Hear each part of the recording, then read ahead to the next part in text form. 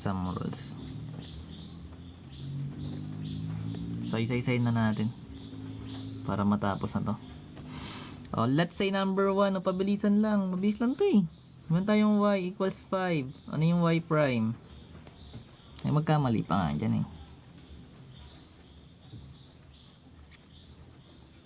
Derivative ng constant 0, basic yun. Gets natin yun. Any number na constant 0 yan, no? Talaga. Hindi ka pa nagkasawa sa akin. So number 2, let's say we have f of x equals 5x raised to 18. What is f prime of x? Oh, kaya yan ni mental. Oh, 2 times lang yun eh. Tapos babawasan mo exponent, di ba, power rule? Ang sagot. So sabihin mo 18 times 10, that is 180. O divide mo by 2 kasi 5 lang kailangan mo eh.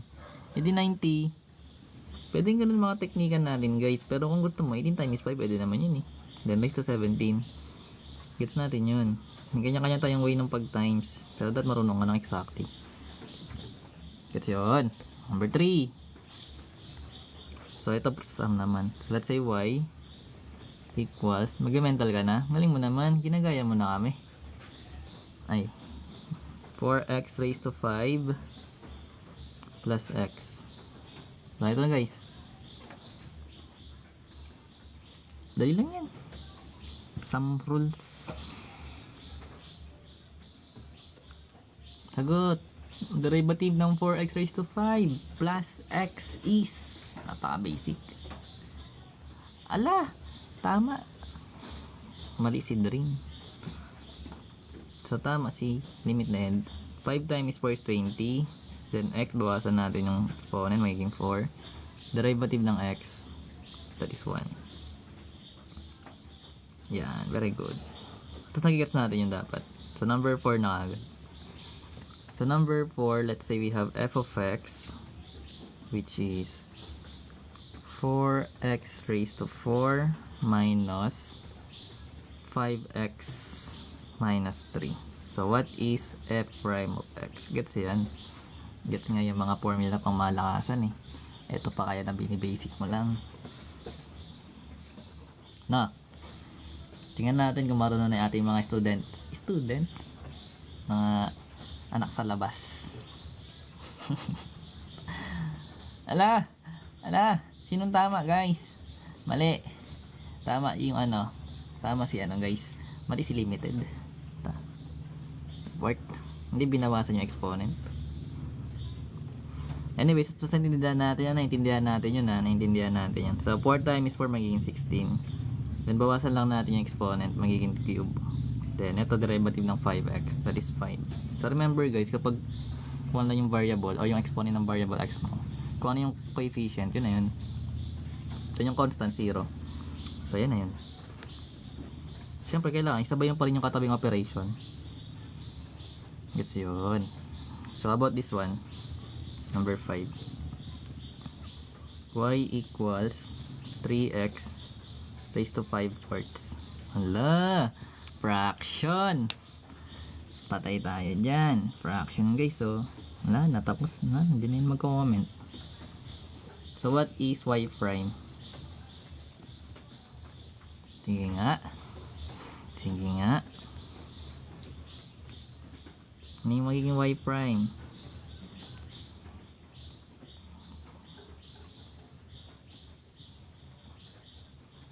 Sasagot. Tagal. 2 times lang yan eh. 5 4 times 3. Tapos bawasan mo yung exponent ng 1. Dali, hintayin natin kung sasagot sila. Pag fraction, ayaw na. Ay, may sumagot si Kine. Kaso hindi ko naintindihan.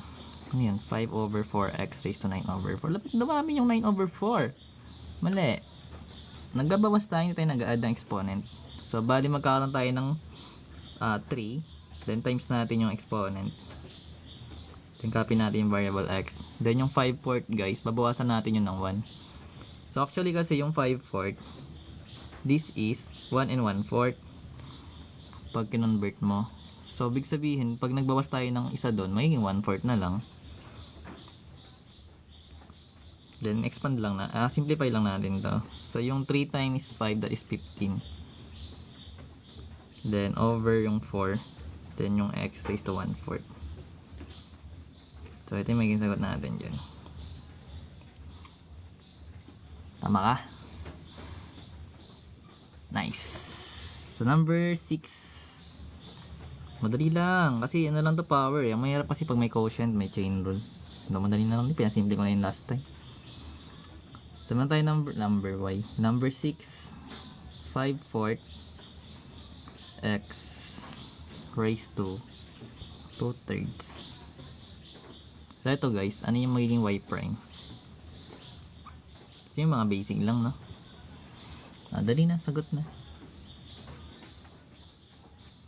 Bago natin i-reveal ang tamang sagot.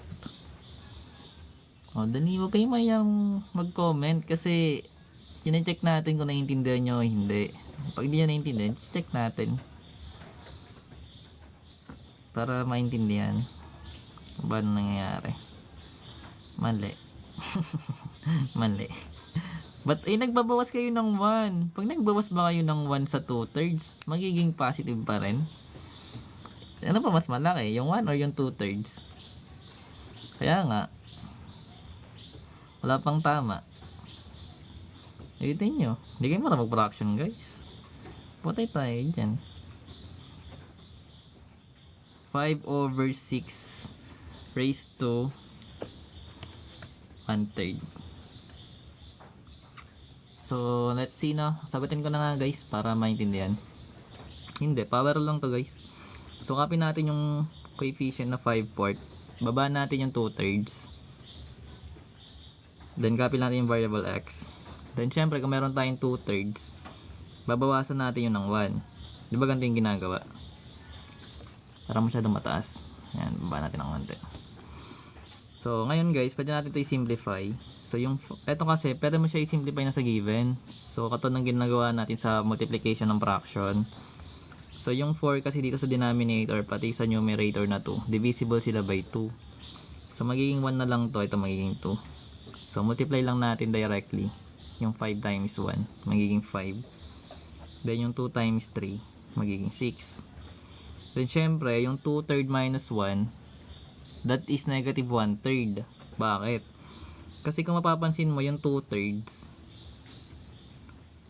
yung 1 natin, same siya ng 3/3.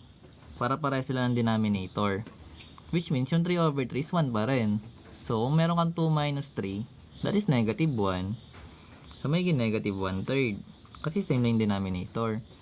Pero remember guys, naka-negative exponent to. So, hindi to tinatanggap ng prop minsan. Actually, mga prop kahit nga square root no? Kailangan pa yung gaming square root, cube root. Anyways, magkakaroon tayo nito guys. Pag negative exponent, binababa natin yan. Kasi nasa numerator to. So, bali magkakaroon ka ng 5 over yung 6 na is denominator. So, ito yung magiging x raised to 1/3 natin. So, ito yung magiging y prime natin. Pero minsan dito tinatanggap. Like, kailangan pa yung simplify. Pero siguro pwede na yun para dito.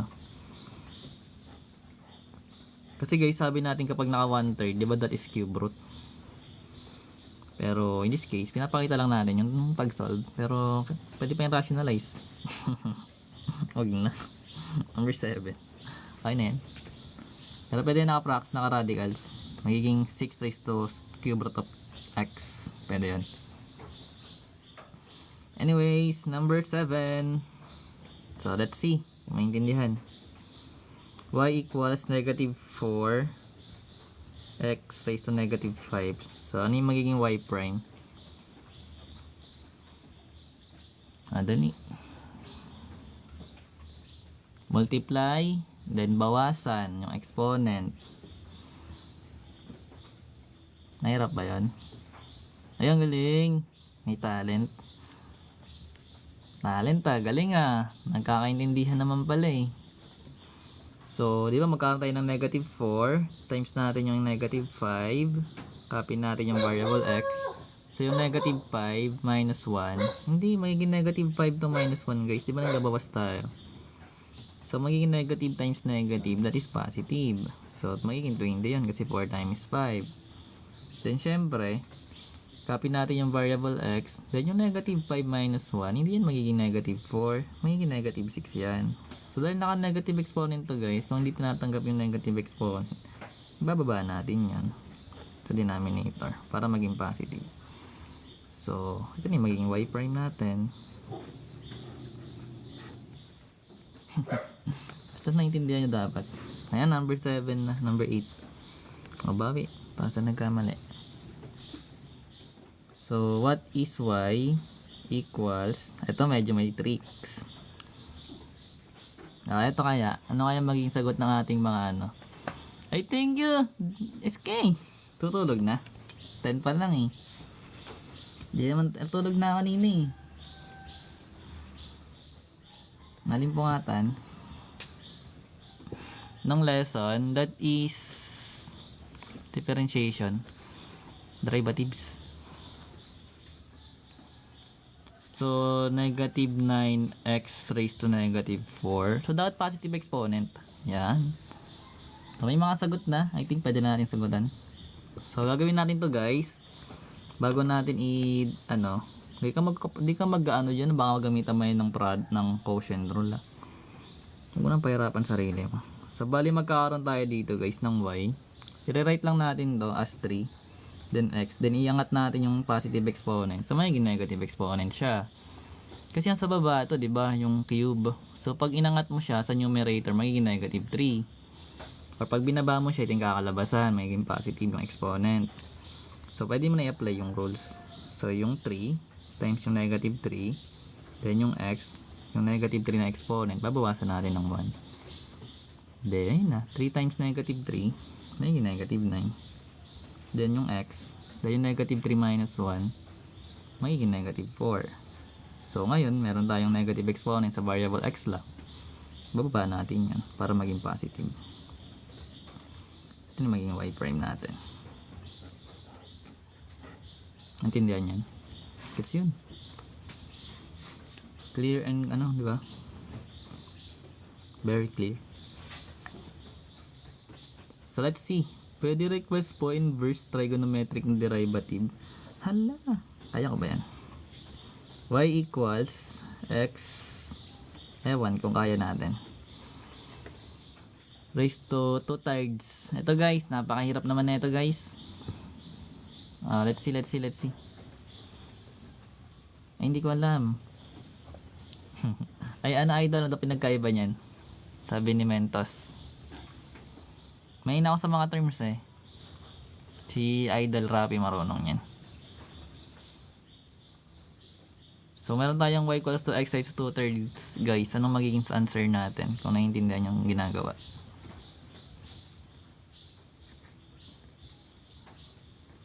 Dali na.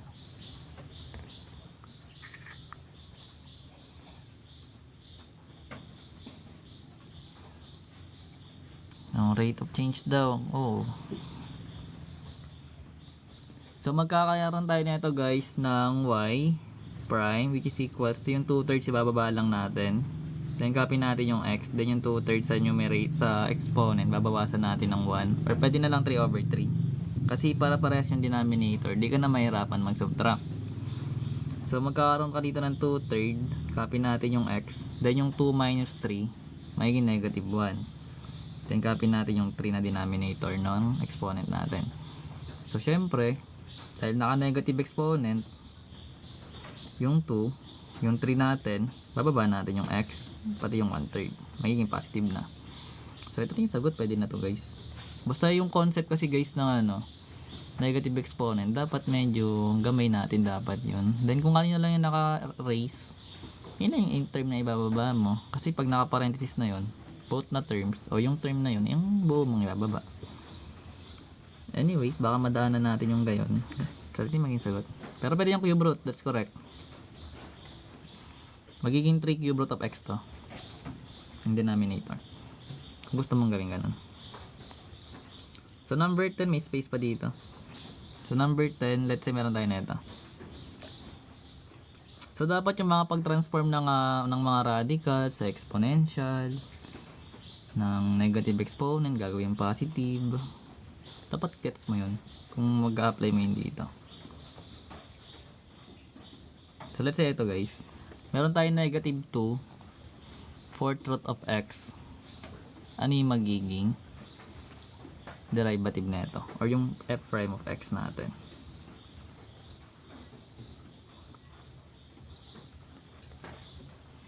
So tingnan natin kung may sasagot. Pero marami na ako nito dito guys, so kung mga quotient rule, mga chain rule, marami dito sa ano, mga derivative. Pwede nyo aralin. May implicit na rin dito. So, let's see. So, may sagot na si Kain. Kain ba yan? So, siya lang sasagot. Sagutan na natin.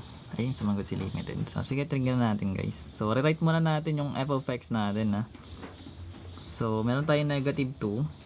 So, remember guys, kung naka-4th root to, pwede ito maging 1/4. So, lagay natin yung 1/4. Sa variable x lang yung naka-raise, no? So, yun ang gagawin natin. So, para makuha natin yung f prime of x, copy natin yung coefficient na negative 2. Ibaba natin yung 1/4. Multiply natin doon. Copy natin yung x. Yung 1/4 na exponent, bawasan natin ng 4/4. Kasi yung 4/4 is still 1. So, magkakaroon tayo ng, eto, simplify na natin dito guys. Kasi pwede naman. So, yung 2 magiging 1. Yung 4 magiging 2. Then, multiply na lang directly. So, negative 1 times 1. That is negative 1. Then, time over 2. Then, x. Then, meron tayong 1/4 minus 4/4. Magiging negative 3/4. So, while may negative exponent, ayusin natin as positive. So, copy natin negative 1/2. Babaan natin yung negative exponent. Magiging 2x raised to 3/4. So, ito yung magiging f prime of x natin. Or pwede siya maging 4th root of x cube. Pwede yun. Gets natin yun. Ayun na, number 10 na yun eh. Gusto nyo pa? Number 10. Okay na yan.